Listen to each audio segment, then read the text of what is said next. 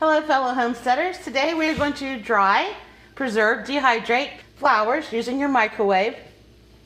You cannot do as large of a batch as you could in the oven, but you can do them much more quickly. This would be great if you're making a wild edible or a home remedy. You just need a few flowers because obviously not as many are going to fit in your microwave as they do your oven. But here are the flower heads I've already snipped off, and you want to get there's a little bit of a nubbin back there. Sometimes you get left a little nubbin like that. If I have my scissors handy here, I go ahead and take one more snip. You don't want to cut into the meat of the head if you're using this for an edible or something medicinal. You use a lot of the nutrients. If you're using it for something artsy and craftsy, getting a little snip out of the back of the head really isn't going to bother. You'll still have a nice flat surface for hot gluing.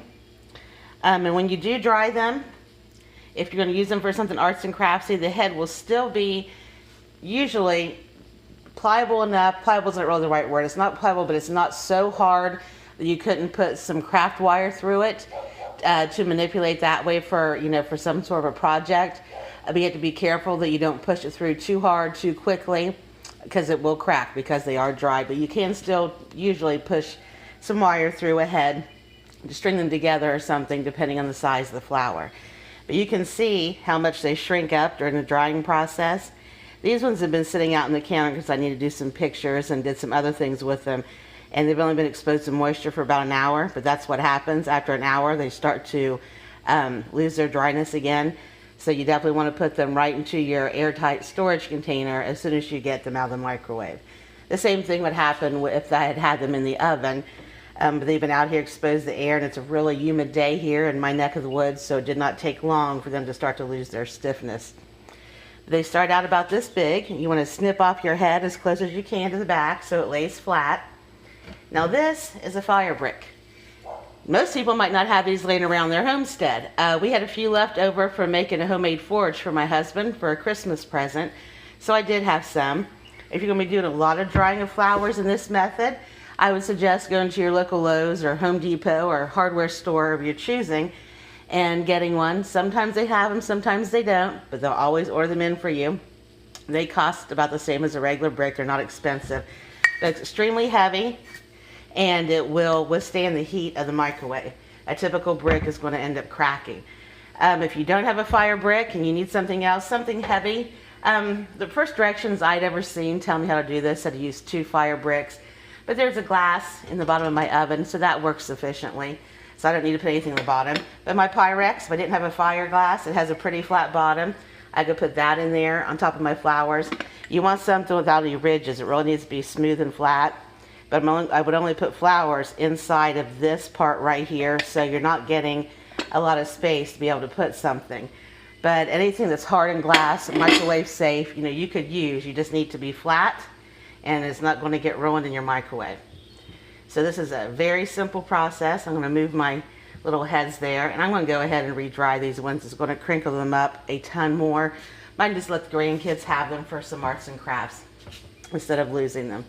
So because I am going to use the glass in the bottom of my microwave, I'm going to lay my flower heads directly on top of it. You can put a paper towel down if you want to. Some folks do. I don't see the necessity for it. Went ahead and checked the back of the heads on these just to pick off a little bit more of the nubbin. So you lay them down, leave a little bit of space in between them. You will get a little crunching of the heads. On these ones here, because they're fairly flat, this type of daisy you won't. These bigger Shasta daisies, it has more of a dome shape, so you're probably going to have some crushing of that. That's something you need to remember when you're choosing your flowers to do in this method.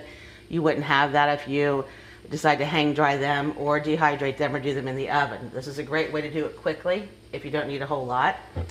So you put your paper towel on top of your flowers carefully. You don't want to mush it around. You want it straight on top. You start moving it around a little bit, and then you're going to have your flowers, crinkly or messed up.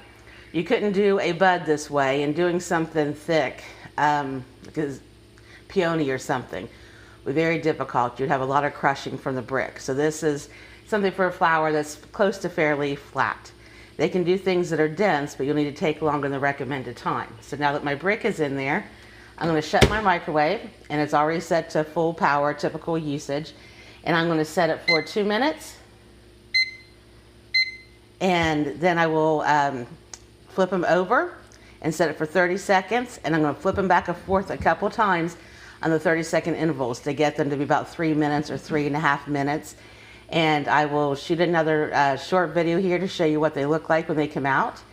And that's really all there is to it. You can do some dried flowers super quickly in minutes instead of hours or weeks.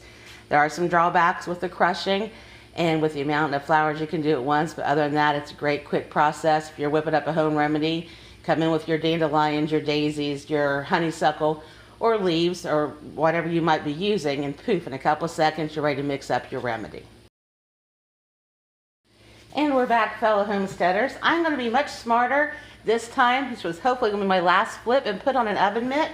I should have mentioned how incredibly hot a fire brick gets. It's not going to burn you, but it's going to be a little hotter than what you really want to touch. And actually now, after several turns, I'm not sure if you can see that, there is steam coming off my fire brick. So I'm glad that I decided to use a pot holder like an intelligent woman. And I'm going to pull out my napkin. I wanted you to see, hopefully that shows up here on the screen, all the moisture leavings that were sucked out of the flour and into the paper towel. And what I did not mention before, be very careful when you're taking the brick off or when then you remove this paper towel. Sometimes, especially before you do your first flip, after the initial 2 minutes, the some petals or even the middle of the flower head will get stuck to it, so you got to pull it away gently. These, I believe, are going to need probably 2 more 30-second flips. But you can see, maybe, how flattened out the head has gotten. And one plus when you're doing this in the microwave, if you're doing these for an art and craft project, you do keep the petals a whole lot more flat and straight. They don't crinkle up as they do in the oven, so that's a plus. And none stuck to the paper towel this time, but during the first 2 flips, they definitely stuck to the paper towel. So you got to pull them off carefully or you will be losing petals.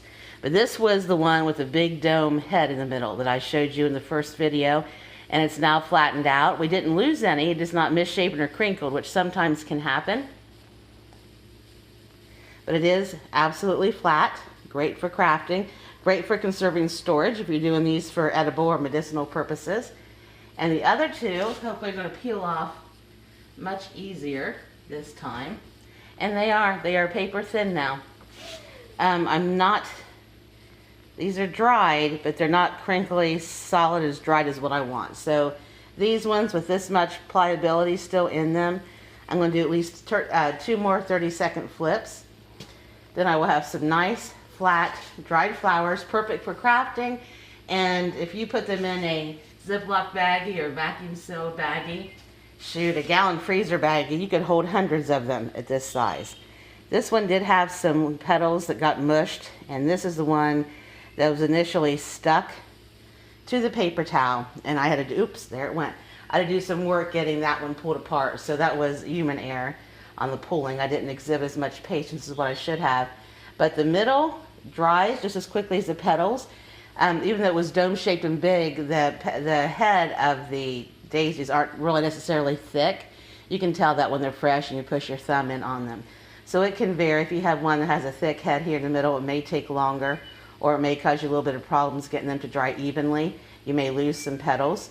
If you're doing them for medicinal purposes or for edibles, you can go ahead and separate your petals if you want to from your heads and then dry them separately so it's evenly. And you won't have to be going back and forth and losing petals when you're trying to get the head dried. But pulling all the petals off of there or cutting them off is going to be fairly time consuming as well. The microwave method does work. I had somebody once ask me if you could put the fire brick in the oven so that you would get that same nice flatness of the petals instead of the crinkling. I think that would work. I don't see why it wouldn't. I should have asked my firefighter husband about that, the safety involved, but I think it would probably be just fine, but I've never personally tried it. If you do, please share a comment in our comment section below and let us know how it worked for you.